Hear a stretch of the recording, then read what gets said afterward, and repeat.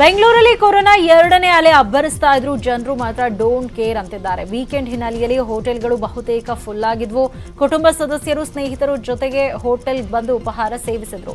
ನಾವು ಕಷ್ಟದಲ್ಲಿದ್ದೇವೆ, ನಮಗೂ ವಿನಾಯಿತಿ ನೀಡಿ, ಚಿತ್ರರಂಗಕ್ಕೆ ಮಾತ್ರ ಅವಕಾಶ ನೀಡೋದು ಸರಿಯಲ್ಲ ಅಂತ ಹೋಟೆಲ್ ಮಾಲೀಕರು ಸರ್ಕಾರದ ನಡೆಗೆ ಕಿಡಿಕಾರಿದ್ರು.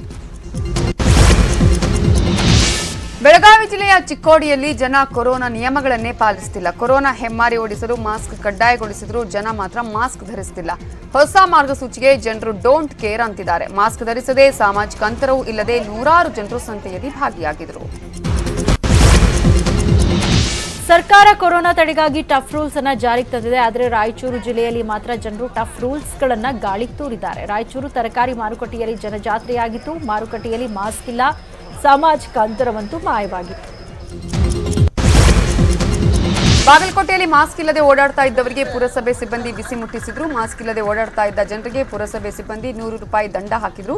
ಕಳೆದ ಒಂದು ವಾರದಿಂದ ಜನರಲ್ಲಿ ಮಾಸ್ಕ್ ಬಗ್ಗೆ ಜಾಗೃತಿ ಮೂಡಿಸಲಾಗ್ತಾ ಇದೆ. ಆದರೂ ಜನ ಮಾತ್ರ ಮಾಸ್ಕ್ ಅನ್ನು ಹಾಕ್ತಿಲ್ಲ. ಹೀಗಾಗಿ ಮಾಸ್ಕ್ ಹಾಕದವರಿಗೆ ಪುರಸಭೆ ಸಿಬ್ಬಂದಿ ದಂಡ ಹಾಕ್ತಿದ್ದಾರೆ. ಉತ್ತರ ಕನ್ನಡ ಜಿಲ್ಲೆಯ ಕಾರವಾರದ ವಾರದ ಸಂತೆಯಲ್ಲಿ ಕೋವಿಡ್ ರೂಲ್ಸ್ಗಳು ಮಾಯ ಆಗಿತ್ತು. ರವಿವಾರದ ಸಂತೆಯಲ್ಲಿ ಮಾಸ್ಕ್ ಇಲ್ಲದೆ, ಸಾಮಾಜಿಕ ಅಂತರವೂ ಇಲ್ಲದೆ ಜನರು ಬೇಕಾಬಿಟ್ಟಿಯಾಗಿ ಓಡಾಡಿದ್ರು. ಉಳಿದ ಪ್ರಮುಖ 5 ಸುದ್ದಿ ನೋಡೋಣ ಬ್ರೇಕ್ ಆದ್ಮೇಲೆ. 1ರಿಂದ 9ನೇ ತರಗತಿ ಶಾಲಾ ಮಕ್ಕಳಿಗೆ ಪರೀಕ್ಷೆ ನಡೆಸಬೇಕಾ ಬೇಡವಾ? ಈ ಬಗ್ಗೆ ನಾಳೆ ಅಂತಿಮ ನಿರ್ಧಾರ ಹೊರಬೀಳೋ ಸಾಧ್ಯತೆ ಇದೆ. ನಾಳೆ ಶಿಕ್ಷಣ ಇಲಾಖೆಯಿಂದ ಮಹತ್ವದ ಸಭೆ ನಡೆಯಲಿದ್ದು, ಶಿಕ್ಷಣ ತಜ್ಞರು, ಖಾಸಗಿ ಶಾಲೆ ಸಂಘಗಳು ಭಾಗಿಯಾಗಲಿವೆ. ಬಿಸಿಲಿನಲ್ಲಿ ನಿಲ್ಲಿಸಿದ್ದ ಬೈಕಲ್ಲಿ ಏಕಾಏಕಿ ಬೆಂಕಿ ಕಾಣಿಸಿಕೊಂಡಿದೆ. ಬಳ್ಳಾರಿಯ ರಾಜ್ಕುಮಾರ್ ಪಾರ್ಕ್ ಆವರಣದಲ್ಲಿ ಘಟನೆ ನಡೆದಿದೆ. ಬಿಸಿಲಿನ ತಾಪಕ್ಕೆ ಬೈಕ್ಗೆ ಬೆಂಕಿ ತಗುಲಿ ಹೊತ್ತಿ ಉರಿದಿದೆ. ಸ್ಥಳೀಯರು ಕೂಡಲೇ ಬೆಂಕಿಯನ್ನು ನಂದಿಸಿದ್ದಾರೆ.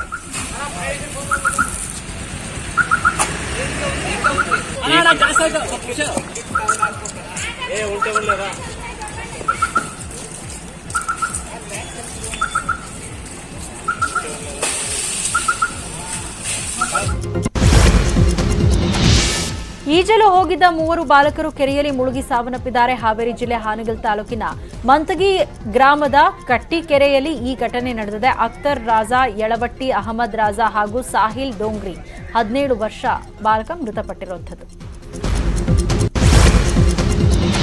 ಜಮೀನು ವಿಷಯಕ್ಕೆ ಶಿವಮೊಗ್ಗ ಜಿಲ್ಲೆಯ ಸೊರಬ ತಾಲೂಕಿನ ಹೊಸಬಾಳೆ ಗ್ರಾಮ ಪಂಚಾಯಿತಿ ಅಧ್ಯಕ್ಷ ರೈತರೊಬ್ಬರ ಮೇಲೆ ಮಾರಣಾಂತಿಕ ಹಲ್ಲೆ ನಡೆಸಿದ್ದಾರೆ ಎನ್ನುವ ಆರೋಪ ಕೇಳಿಬಂದಿದೆ.